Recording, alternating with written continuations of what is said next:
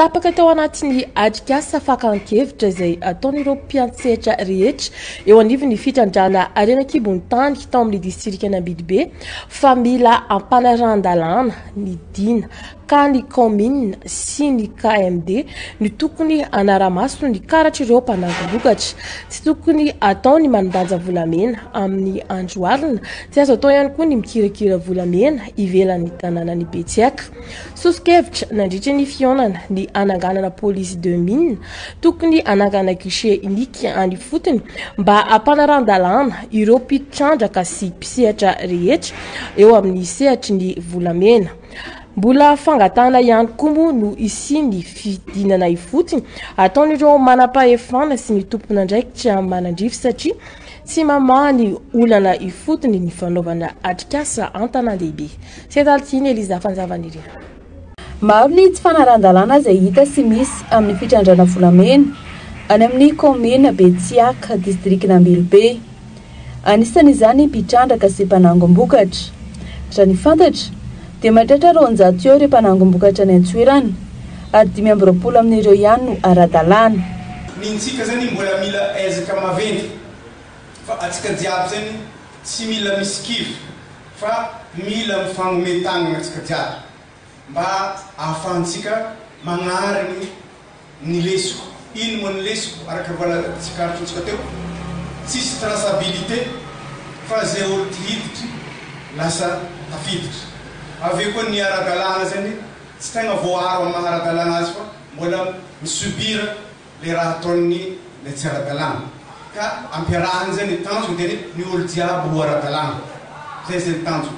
Ny amizay zany ny commune ny collectivité any fotony agny hahazo tombotsoa amizay vokatsoa amin'ny fitrandrana.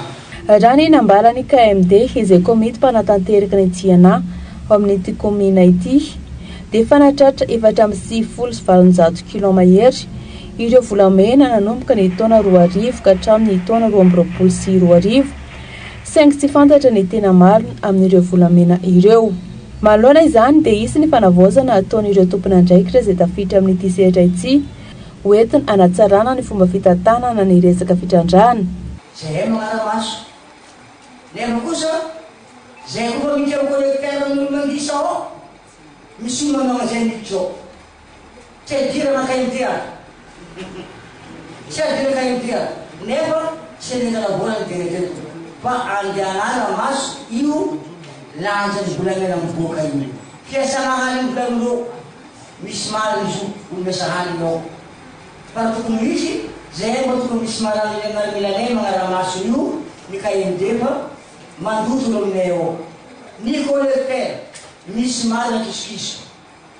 Anareo koa tsy magnano. Ahitana ny collecteur manoka. Isika ny volamena izy magnamniko izy mibaly, mividy. Tsy tavoboaka. Satria amin'ny poin isika tariany mbola vidy ko izy. Isika tariany mbola vidy. Aleo nareo koa saka agnabokazy tsara, asina maramila ny collecteur ny KMD, dia asina comptoir io isika ny tariboan'ny volamena io amizay izy mba mandeha tsara ny mpanaramaso io. Mariana mofa ny fatra Tsiana dia anisan'ny fatra manan-karena Arenakibon'ny tany, indrindra fa ny volamena ka mila tantanana ampahendrena sy trandrana ara-dalàna izany raha ny fanazavana.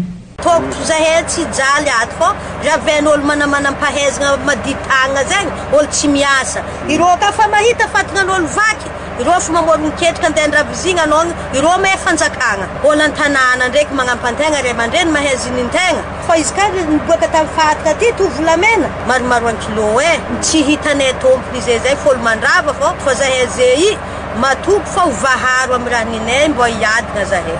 Fa izy ka tamin'ny fitoana taloha ka fa magnaboaka vola zay fa miala amin'ny sisiny agny matoky zay mbo ampiany fanjakagna ampiany madegold amin'ny asa ty donc mbo ho velogny ravoravo fô nare jalinay tamin'ny fatina ty tato mifandrava zahay mitôrogny fahaizana taratasy. Araka izany dia tapaka teo anivon'ny asambomera fa tokony ampiarina ara-dalàna ny dina ka ny commune sy ny KMD no tokony anaramaso ikaratr'ireo mpanangom-bokatra rehetra.